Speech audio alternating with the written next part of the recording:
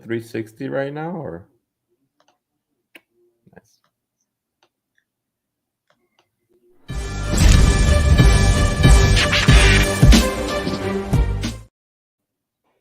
Bam! And just like that, we're live, guys. Happy Thursday. I think it is Thursday.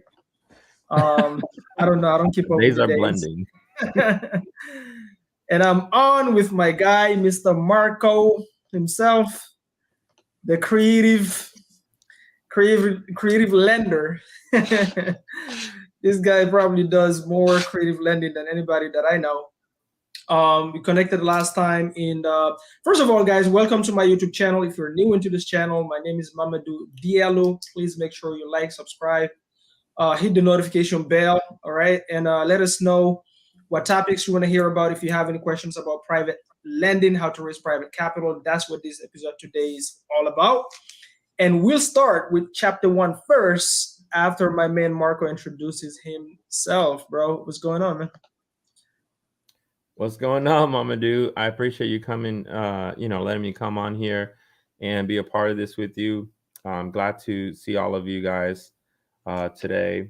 Um, if y'all don't know who I am, I'm Marco. I've been in Sub2 uh, for quite some time. Probably one of the OGs. I think it was only 600 students or so when I was in here. Um, and so worked my way up the ranks, and now I've met some amazing people, and Mamadou here's one of the people I was able to come across, and we connected, we clicked, and we're doing a lot of things together. So happy to be here and provide you guys some values, hopefully. Let's go. Yes, sir. So I see a lot of new. Ooh, I love this. A lot of folks in here ready to learn. I see you, Ryan. I think Ryan just DM'd me. He said he What's has a. going on, Ryan? Yeah, I remember Ryan was one of the first new students that reached out to me. And Mhm. I don't know how he heard about me, but he heard about me through the community. He's like, "Hey, I really want to like step up my real estate. And I really want to just have a website, want to have a logo. I just want to Mhm. go big." Right. And I remember we worked on his site for quite some time, got it delivered, and he put it up. He didn't wait. And I Mhm. remember not too far after that, he ended up locking like 2 or 3 deals or something like that. Like he was on Oh, a wow. roll, just locking up deals. What was that for inbound marketing, the website, or what type of website was He was just he was what he was wanting to do is build credibility. A lot of sellers, they're gonna it? Yeah, ask for that, right? 100%, 100%. And like, you know, having a whole entire website is like a whole game changer. And Yeah, his little site looks clean. His yeah. website looks nice. Yeah. Uh, Guys, that is so true. Like, credibility when you first start is a huge thing. You're talking to sellers, the first thing they always ask you is your company name, if they're willing to do business with you, oftentimes, and they want to see a website that they can go and see what you're doing, if you're legit, and all that fun stuff. Personally, when I first started, I didn't have none of that. No, website, no business card, nothing. I didn't even have the money to do it if I wanted to. But what I did is I leveraged some of my friends' websites and business names. I asked them for permission, obviously, but like if somebody asked me, I would just give somebody's website that I know. But that's dope, man. That's a dope way to start. So, guys, again, if you're just stepping in here today, this is all about private capital. We're going to talk about number one. We're going to start at chapter 0, not even 1, 0, because I know there's people out here that don't even know what the term private money really means. People use it loosely, right? Some people confuse it with hard money. Some people confuse it with there are certain lenders out here that guys will email you, or because they find your email on Facebook marketplaces and whatnot, and the email always have that private money title, but they're actual hard money lenders. They're not private money lenders. It's a huge difference. That's number one. Number two, most people also confuse it sometimes with institutional lending. And so what we're going to do here, guys, is we're going to break down the difference between those. That's number one. Number two, why even use private money? Number three, maybe how to find it, but we're gonna dig deeper on the next episode. Again, guys, be sure to like, subscribe, hit the notification bell. We're going to do this every single Thursday, between 5 and 6 p.m. EST, but should be 6 p.m. EST, right, Marco? Yes, correct. All right. So, bro, let's get into it. So let me ask you this, bro, right? Because you've been probably doing private lending way longer than I am. All right. I started tapping into private lending. I landed on it actually accidentally on my first deal. I didn't even know it's called private money, and we'll go into that story. But like, what is private money for somebody that is brand new, or they're just getting into it, or they haven't even started yet, and they're wondering like, what the heck is private money? Like, what is that? Let's start there. Well, private money, guys, is typically the word private is very specific in that title. It can be someone that you specifically know, whether it's a family member, a coworker. It can be a boss, right? Or it can be um, someone that you ran into, you know, on your trip to some vacation retreat. Can be the person right next to you every time you sit on your train on the way to work or something, right? And what it is you get to know this person, you build some sort of relationship, and you end up finding out in that relationship that they have money. And so you keep that private to yourself, right? If you're in real estate, you're thinking, man, this person can really maybe change the way I do things in real estate because they got the one thing I really need, and they have money, right? And so you keep it private. That's where private comes from in private money lending, is to make sure you keep things private between you and that person and keep the rapport strong, keep trust in that rapport that you have with that individual. And so the word money that comes after that word is the money's coming from someone that worked hard for it. They have a 401k, a direct IRA. It can be stocks. It can be, stashed money in an account, in a savings, all kinds of things, right? It just can be money just laying anywhere. And Right. so private and money, when you put them together, what it is a person that is private to you, that has access to cash. You don't have to go to the bank. You don't have to go to a broker. You don't have to go anywhere corporate world style to get money. You can get it from this one individual, liquid asset. And so the lending part comes into, they lend it over to you so you can do something with it that's going to allow them to get a return for that hard-earned money that they lent over to you, for the time that you lend it out.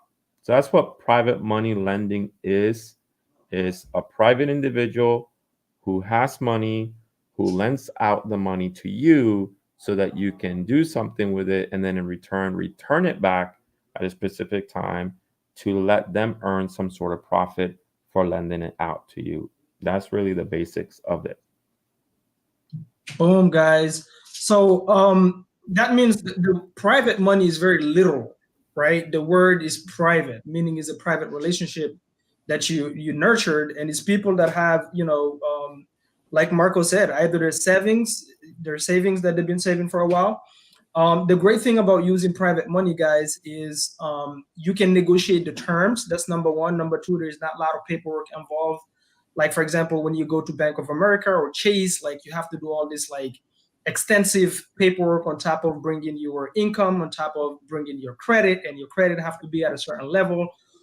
If you go to what we call hard money lenders, which we're not going to touch on today, but that's completely different from the private lender.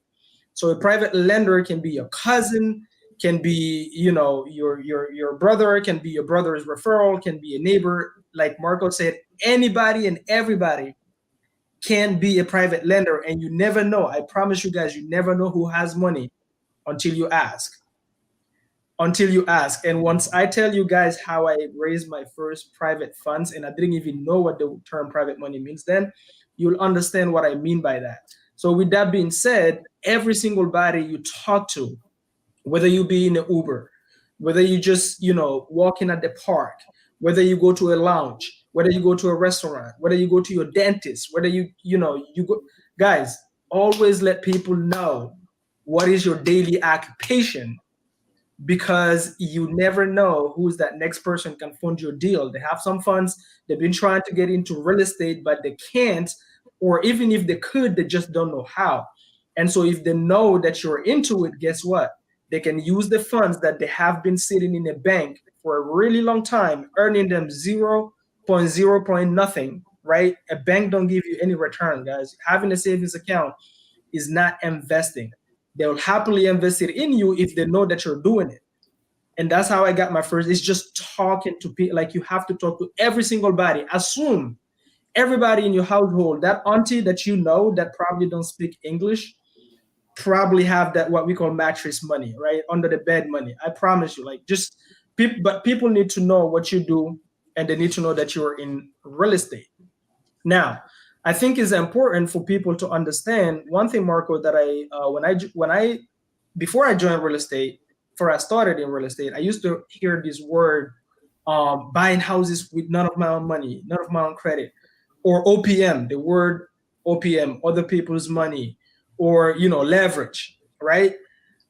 Like, those things used to fly over my head, because it's like, number one, how do you buy a house with no money? Number two, why use somebody else's money if you can work really hard, save? Most people's idea of getting into real estate is, let me work, save $50,000, and then start by fix and flipping. I double or triple that money, because, right, everybody watch HGTV. We all know that, right? They make it look so sexy, and then that's the way for me to get into real estate. So when I got into it, I couldn't understand, why would somebody go ahead and use somebody else's money to buy a house? Like what type of concept is that? Why? Like, why? It's very easy. When you have, let's say, capital, let's say you did have capital, right?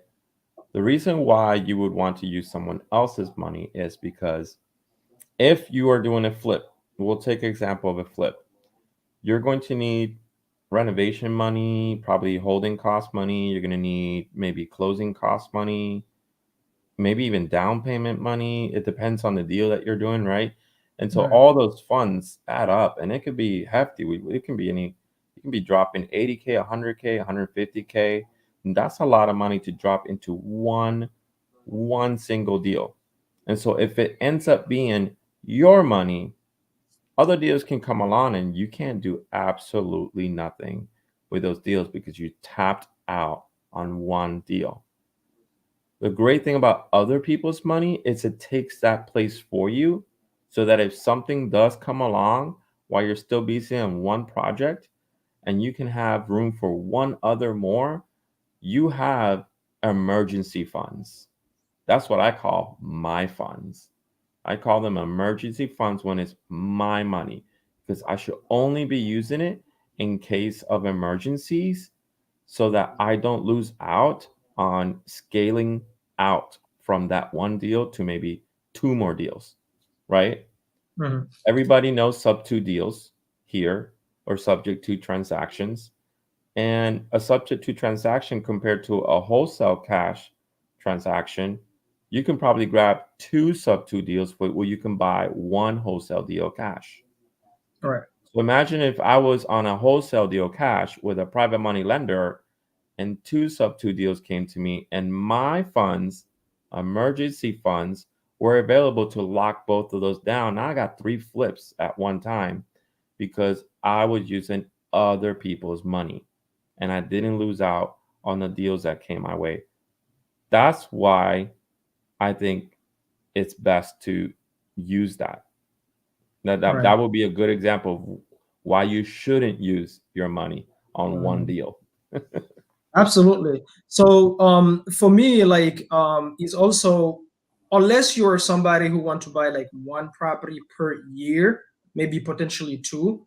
you can always use your own cash because you only have so much cash available, and you can only buy so many properties in your name with your credit.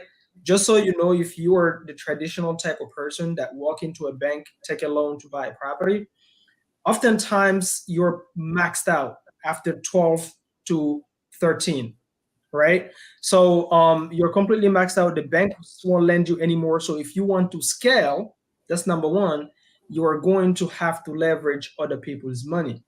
That's number one. Number two is, like you said, right? Is it's when you're investing money, what are you thinking usually as an investor is, what is my return on investment?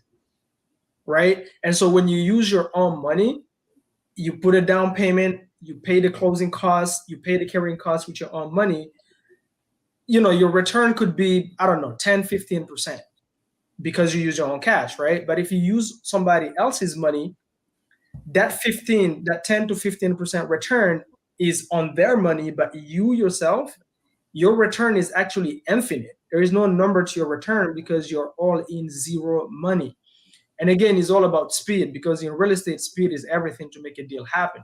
When you go conventional or you go, oftentimes, unless you already have relationships with hard money lenders, guys, number one, most hard money lenders require experience. You have to have experience. You have to have a track history, couple of properties that you fix and flip for them to lend you, right? Number two, with the banks, you guys already know how that goes. You got to have the 9 to 5, you got to have the credit score, and they don't lend in just any type of property, right? And so private money is like the best way and the fastest way, not only to buy faster, but also to scale. But on top of that, like Marco says, you reserve your funds in case of an emergency. But guess what? I have friends that reserve their money to invest in other businesses instead of having all their funds tied onto properties.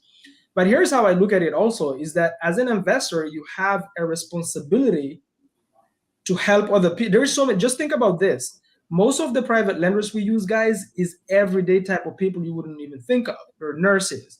They're people that work at restaurants. There are people that work in constructions. Or just some people are like financially savvy, meaning they're already investing in stocks and all those type of investments, not in real estate. But like, is also a responsibility in terms of helping those people get a return, especially the everyday type of person that only knows how to open a savings account, put their money there, and the money is not growing. You taking that money from them and putting it into work, giving them back 8%, 10%, 12%, 15%, whatever you negotiate with them, is also to me sort of a responsibility when you get into real estate, and is a no-brainer. Now, the challenge becomes, how do you find it? That's where people get stuck. Is, how do I find it? I have no experience. I didn't even know what it meant. Guys, I'll tell you how I found my first private money. As like, it was an accident, like a complete accident, but it wasn't an accident at the same time. It was an accident, not an accident. So I found a lead. A wholesaler brought me a lead, and the lead couldn't work for cash. Cash offer was really too high.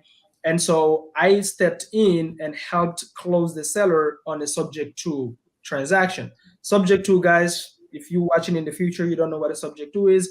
Subject to is when you buy a property subject to the loan in place, you leave the loan on the seller's name, and you take over the responsibility of the monthly payments, okay? And you transfer deed and title. So you own the property, and the loan stays on the seller's name. All you're doing is you keep making those monthly payments on the seller's behalf, right? And so I turned the deal into a subject to, and I decided, for some reason, guys, I decided that deal, there is no way I'm wholesaling it. I'm not assigning the contract. Wholesaling is when you assign the contract and make a fee. I could have made probably 15,000 on that deal, easy. I decided I'm not going to wholesale it. I am going to fix and flip it, and it's going to be my first fix and flip. So I was going to try to find somebody that has the experience to partner up with me, which I did. But the person got cold feet on the day of closing. Like, literally, we were supposed to close at 2 p.m. At 11 a.m., he messaged me and said, "Hey, I'm really sorry, bro. I got to back out." Why up to today, I don't know. I really, like, I didn't even ask because I was frozen in front of my computer. Like, what the hell? Like, one, I need to close. The attorney is blowing me, right, to know if we're still closing at 2. Number two, the wholesaler that I helped close the seller, my credibility is in line because that person is expecting to get a check, which he got paid $10,000 on. It's like, Ooh, shit, nice. what do I do? Yeah, right? Guys, here's how the universe works. I've been putting so much hard work, and here's how I did it. I was posting my journey, guys. Every single time I walk a property, I post about it on my Instagram, my Facebook, my stories, when I'm talking to sellers. And this agent, a real estate agent, this property is in Maryland, and this real estate agent has been following me for months. Okay. But he's licensed in Pennsylvania. And so he DM'd me that day. He says, "Hey, Mamadou, there's somebody in Maryland bugging me to find him a fix and flip because he's an active fix and flipper. He just doesn't have time to find the properties because he works for the military as well." And he was like, "I want to connect you guys, so maybe you can help him find a deal because I'm only licensed in PA. I'm not licensed in Maryland." Right? Guys, he just like random DM. That guy never even liked my posts. Never, but apparently he's just watching. He's just watching the stories. And you'd be surprised how many people, if you really record your journey and post it out there, how many people are watching you and they will never like it. They will never click that like button nor send you anything until just one day randomly. So he sent me that. I was like, "Yeah, give him my number, no problem." So I just gave him my number. And the next minute that guy called. And we started talking, and he started explaining to me that their business model is to go. He already fixed and flipped, I don't know how many properties, but a lot of properties. So he has experience, but it's not his full-time job. He's not a full-time real estate investor. He fixes and flips because he makes a lot of cash with the military. He invests in stocks. He does what is called is it Marco option trading? Yes. He does. There you go, option trading. Right, so he has a lot of cash. So they always, him and his best friend, they love to take their money, go to the auction, they bid on properties, they buy them cash, and then they fix and flip them. And some of these projects sometimes take them from 4 to 6 months.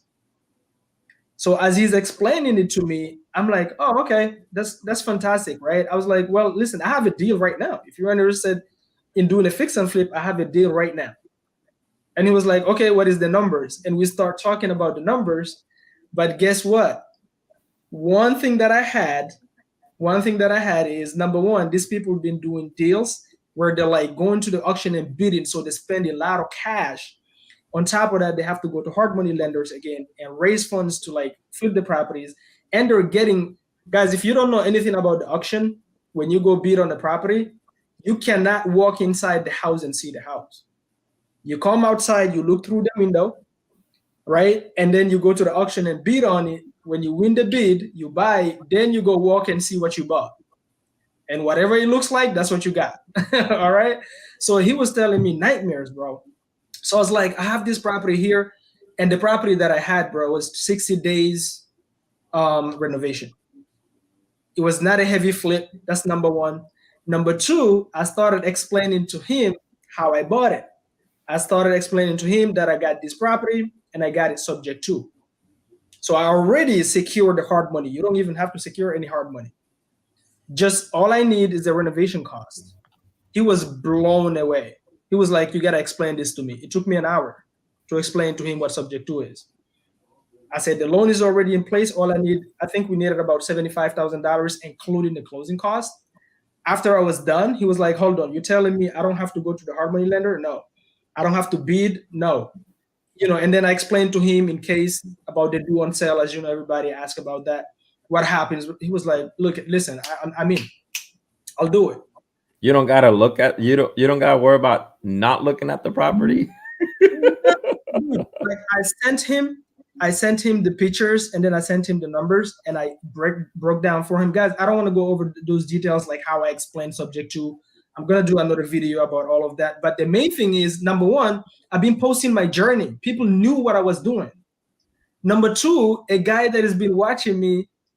What are the odds, Marco, that day that somebody back out on me at 11 a.m. This agent, out of the blue, never liked my stuff, DM me and say he will connect me with somebody, and that person funds my deal at 2 p.m. The universe, bro. The universe, right? Like it is random, but it's not random. Right. I I've been letting people know what I do. And so once I was done explaining what subject to is and all I needed, and I told him, listen, since you have the experience, you bring the general contractor, so you bring the GC, and then you bring the money.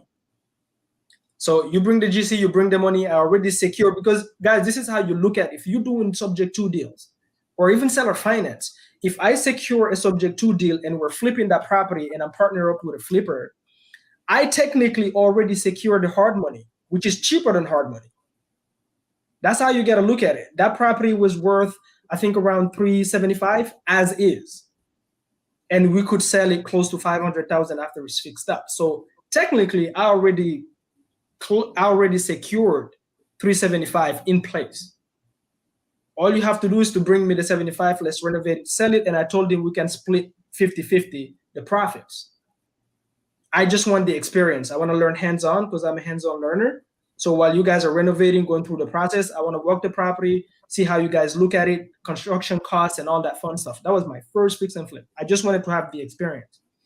And he funded the whole flip. He wired the money, guys, before we did any legal paperwork.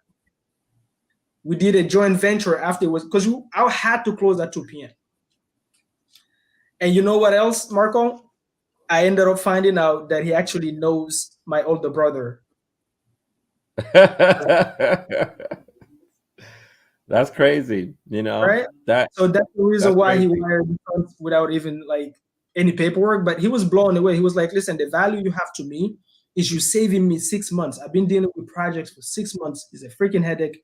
And I have to go, we have to raise all this money afterwards too, when we buy the properties at the auction. So now this is already secured. All I have to do, like, he was like, dude, it's a no-brainer. I do it.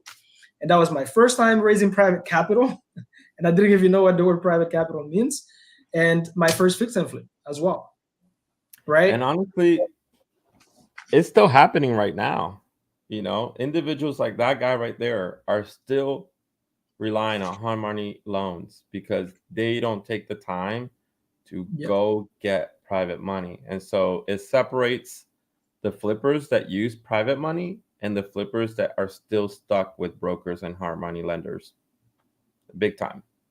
Big time. Yep. And you'd be surprised. Most people, I've honestly bought properties from investors that have been investing for a long time. They've never used nobody's money. They don't even know what the process looks like.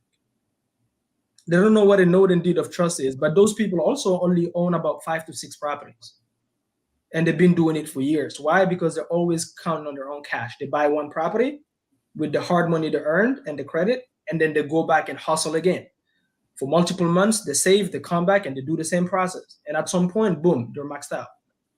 Right? And so, you know, on the next episode, guys, we'll break down, you know, the importance of not only using it, how you find it, how you can structure it and whatnot. This episode is more so explaining, you know, number one, what private money is. Number two, how easy it is to find. I swear to God, you just have to talk to people. You really just have to talk to people. Like, people need to know what you're into, starting with your family, by the way. Starting with your family, because you can get referrals from, just think about it. If you have like 4 people in your household, everybody has a job oftentimes, especially the adults. So if your family knows you as the expert in this field, guess when a coworker wants to invest, guess who they bring up? You. When somebody else from the family that maybe trusts your mom, talk to them on a Sunday about real estate or investing money, guess who they call? You. But if nobody knows what you do because you're such an introvert, you don't post your journey, or maybe you're too shy to talk to people, or you just don't like talking to people, to be honest. I learned this rule, Marco. You know, Bigger Pockets, right? Yeah. I was reading a book. I think it was the Burr book. I didn't even finish that book. That one sentence, that was all the value I needed. I dropped the book. He was talking about the 3-feet rule. I was like, the 3-feet rule, this is interesting. And I read it. And guys, the 3-feet rule is, if somebody is 3 feet away from you, you better make sure they don't leave and move on before knowing that you are in real estate. Or whatever you do in life. But mainly here, this is a real estate channel. So that's why I'm referring to real estate. Right? So everybody, you meet, they have to know you in real estate. Always spark a conversation at the gym, at the airport, at a restaurant. I got my first deal sparking a conversation about real estate in my Uber and Lyft. That's how I got my first wholesale deal. You get into my Lyft and Uber, you will know I'm in real estate, right? And documenting your journey, guys. That's the first advice my mentor Pace Morby gave me when I joined Sub2. I hopped on the Zoom with him. He said, Mamadou, start posting. I didn't ask him a question. I didn't ask him about what fancy mic. I said, post him. He said, yes. I started right away. I had an Android at the time, by the way, right? But posting helped me raise my first private capital. So people have your money, like strangers have your money. So if you're having a hard time getting private money, is because number one, you're not talking to enough people or maybe nobody.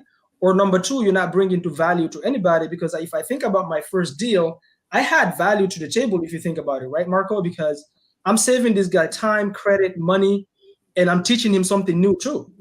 He never Yeah, knew about stuff, right? he's getting everything. Everything Right. that a private money lender is going to want is what you're offering, and Right. and that's what separates, again, the person that earns a private money lender with a person that with against a person that doesn't, because that person didn't approach it the same way. And Yeah. the other thing, not to mention, like, so Uber Lyft, that's a great job for anybody that Yeah. has it out there to Yeah. talk to complete strangers. Another one Yeah. is, if you're traveling, if you're flying somewhere, there's two people always next to you. If you're not by the window, Yes. there's normally, and if you are, there's still two people to you. Anyways, but they're not even 3 feet away from you. They're literally on you. And 100%. it's as easy as just like, people's like, oh, how do you start that conversation? What has you traveling to wherever, right? Because Right. you're going to the same location. Right. Ask, what are they going to New York for? What has Right. you going to Florida? And just spark that convo, and then just, they're going to, by curiosity, ask you what has you going to that Yeah. location, and boom, that's when the door opens. Yeah. Actually, so I'm actually going to a real estate event, because I actually got a couple of homes that I wanted to look at around this real estate event that I was at, or going to, and I'm trying to actually purchase them. So real estate event is just a bonus, because I get to go see people I want to see, and get to see the house that I'm going to purchase this. And then you can go into all kinds of different ways to handle that conversation, right? Right. But Yeah. at the end of that, what you're going to get is someone who's now like intrigued by you being in real estate, and they're going to ask you questions, and they're going to want to find out things, and you should share a little back and forth, and you make sure you don't give the conversation or keep the conversation one-sided. Make sure you go back and ask, well, have you ever thought about doing anything with real estate? Do you own real estate at the moment? Turn it back on them. Let them tell you a little bit more about them, because sometimes I've seen people make mistakes where they just speak and it's one-sided. Yeah. And then the other person gets like overload, and then they just want to take their pill and go to sleep. They just want to be left alone. Don't sound like Busta Rhymes. Me, me, me, me, me, me, me, me. You just like, come on, right? But most people like honestly have no common sense in terms of like starting with the other person first. Guys, my goal when I read that book and I read about the 3 feet rule, my goal was, if you get into my car, I will find any excuse to start a conversation with you. But the first probably 10 to 15 minutes of that drive is about you, not about me. It has nothing to do with me. I want to know if they love their job. Why you know how when you drive in Uber and Lyft, people like jump in your car and they just go, like they're exhausted. But I've also drove people that are dude, like attorneys, accountants, CPAs. Like you'd be surprised. You talk to people like people high level, right? And so that's why I used to love going and lining up at the airport when I used to drive Uber and Lyft, because like you meet like a lot of great people. But if you get in my car, I ask you about you first, and then I insert myself in, because they're always curious, right? It's called the law of reciprocity, right? I think that's what it's called. I ask you about you 5 minutes, 6 minutes, unless your parents didn't raise you right. At some point, you'll ask me what I do too.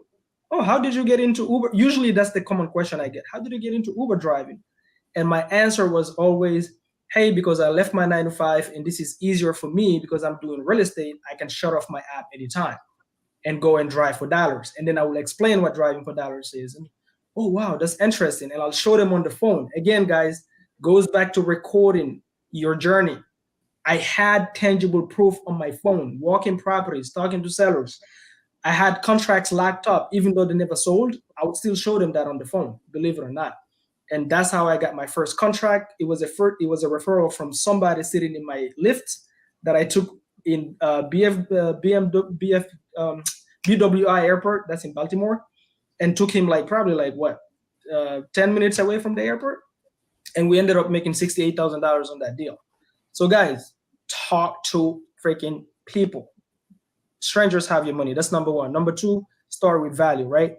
Now I know Leila, I need to figure out how to explain. Guys, please, before we move here, please put your questions or your takeaways in the chat so we can address it before we call it a day.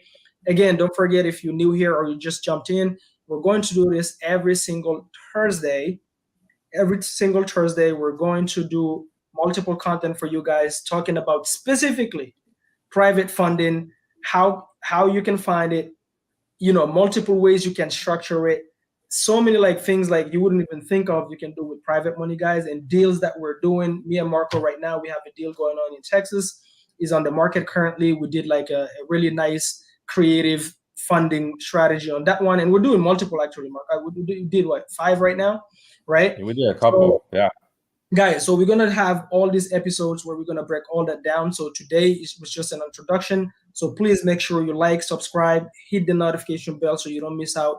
Every single Thursday, 6 p.m. EST. Today we just did it at 5 because my guy Marco is about to travel and go see Grant Cardone and Mr. Pace Marby himself.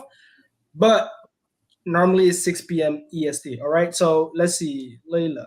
Leila has a good question here. We need to figure out how to simplify. Okay, Marco, let me let you answer this one. So she's saying, how can I explain this in a simple term?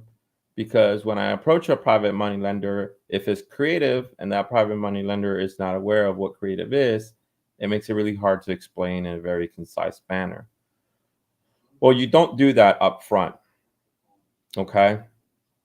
What you want to really do with a private money lender is you want to approach the private money lender in a way where the conversation that you have, let's say it's in person, right? Because I'm assuming you're talking about in person, not virtually, in person. You just have a simple conversation about what you do. You let them obviously bring that private money lender out.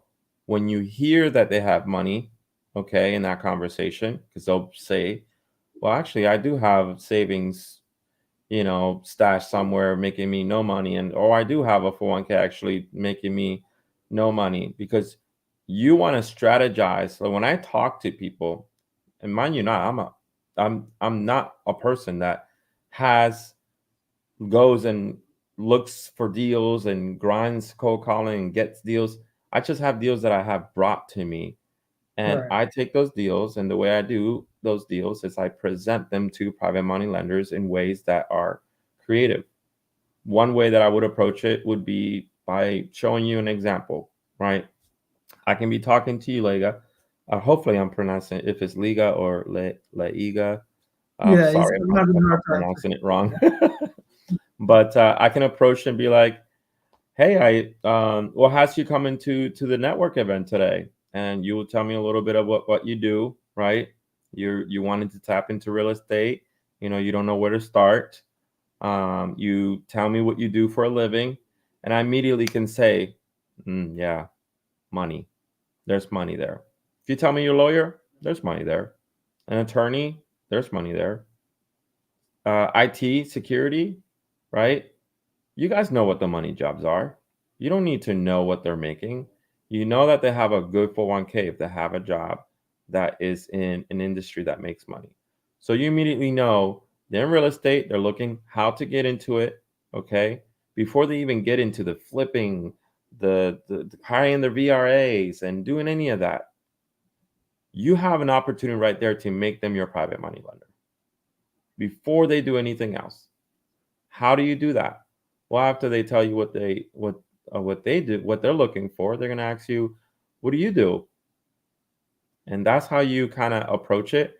And this is what I would do if I have a creative deal in my tool belt.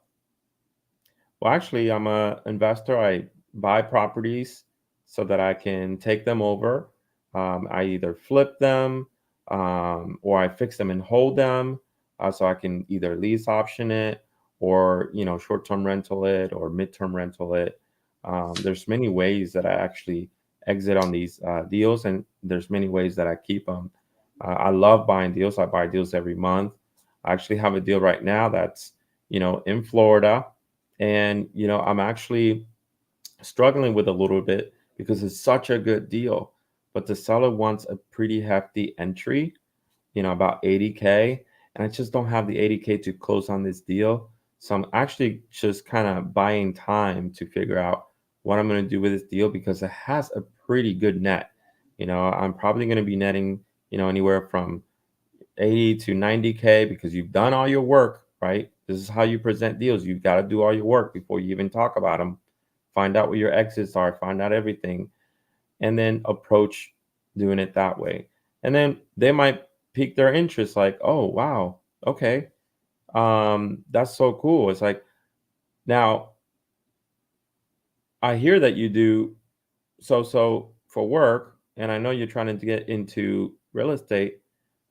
Would this be something that actually you might even want to look into? Because I can show you like what I have and how I got it and how I'm doing it. Because I'm actually willing to partner up with someone who's open to get into real estate, and this can be a slam in the park for me and you if we get into it together as a partnership, or maybe you can be my private lender instead, and I can give you a huge portion or cut into this deal. But you don't explain everything there. What you do is, if they said, yeah, that actually piques my interest, what you're going to do is you're going to blow them off your socks when you report back. And people blow that part out. That's where they fail, because when they go back and report back, they send this email with all these like words and numbers, and explain it in like little paragraph, and then that's it. They send it to the person. Yeah. You're never going to get a new person, especially, to ever buy on something like that, because you're not giving it to them like if they were a young kid understanding real estate. So what I would do is I would go back and I would use something like Canva. If you guys don't know what Canva is you need to look it up for sure. It's one of the cheapest things you can get monthly, and it can do wonders. And I will put together what's called a presentation slide deck, Google slide deck, PowerPoint slide deck, call it whatever you want.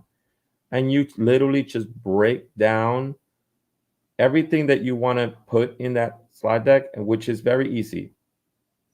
The name of your company, you do have to have a logo. Make sure you have credibility. It shows that you're serious about what you do. Have the photos, maybe a link to more photos. So you're only going to have like 1 or 2 photos in this whole thing, maybe 1 or 2 or 3 photos. Then you have a link that sends to all the photos that you have. Put down the information of the house, address, rooms, square footage, comps. Make sure you do the work for them, guys. These people, they're not trying to do the analyzing of your deal. They want to look at everything you have, and they'll analyze it based on what you have.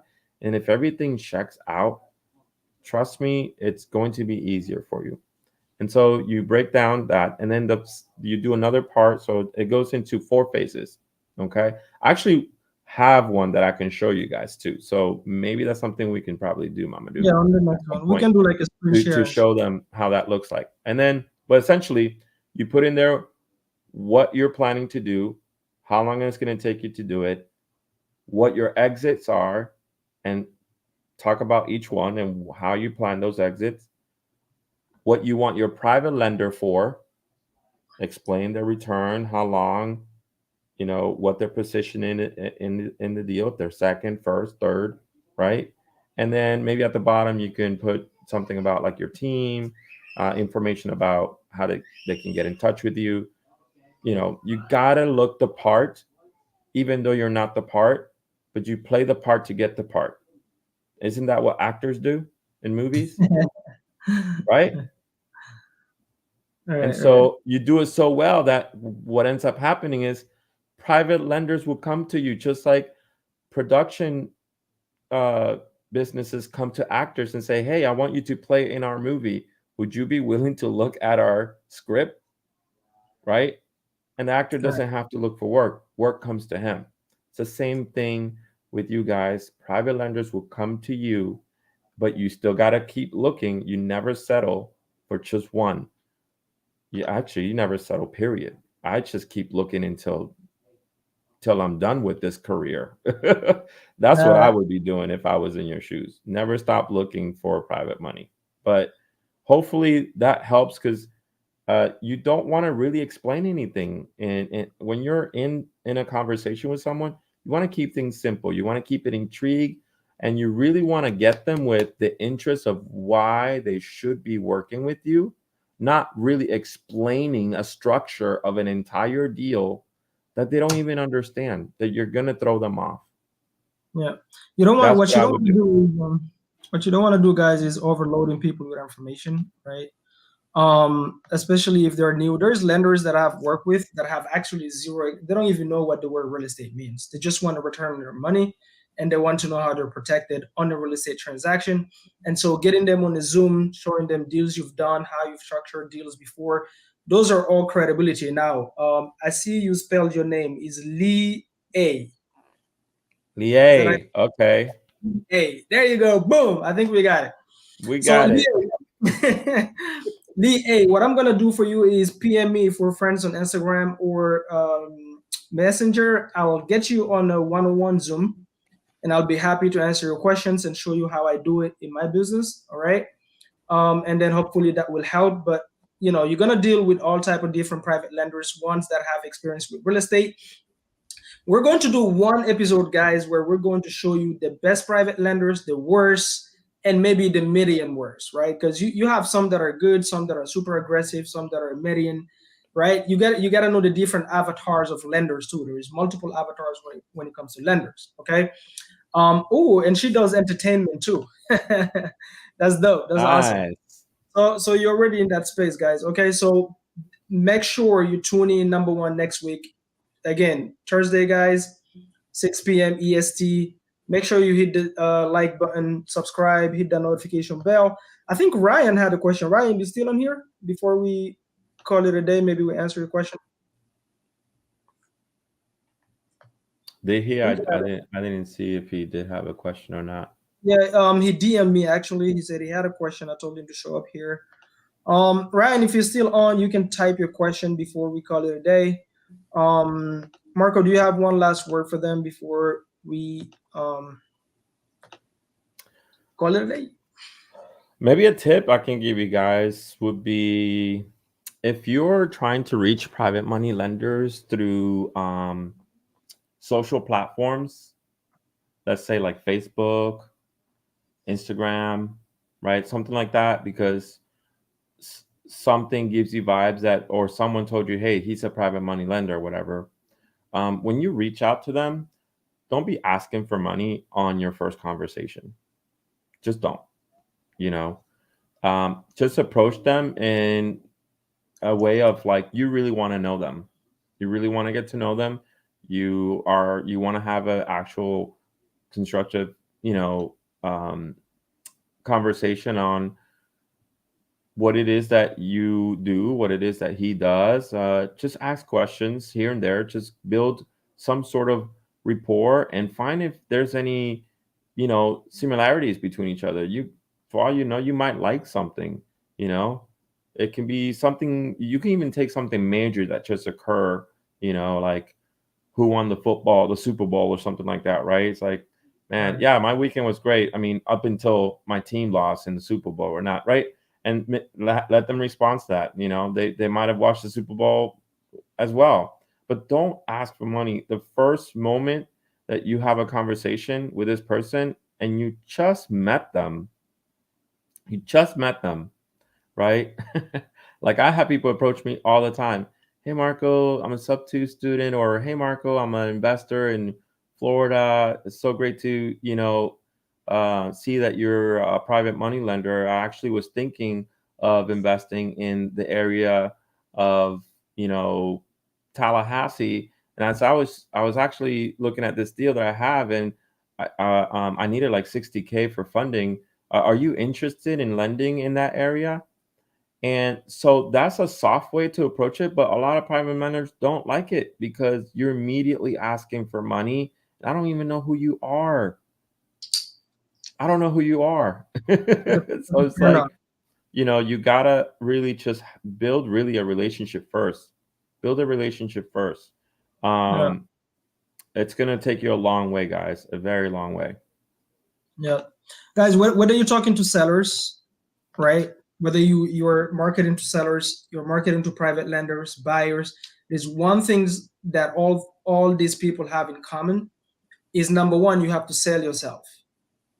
Number two, you're gonna have to build rapport and trust because people do business with people they like and trust. And number three, you're gonna have to have value.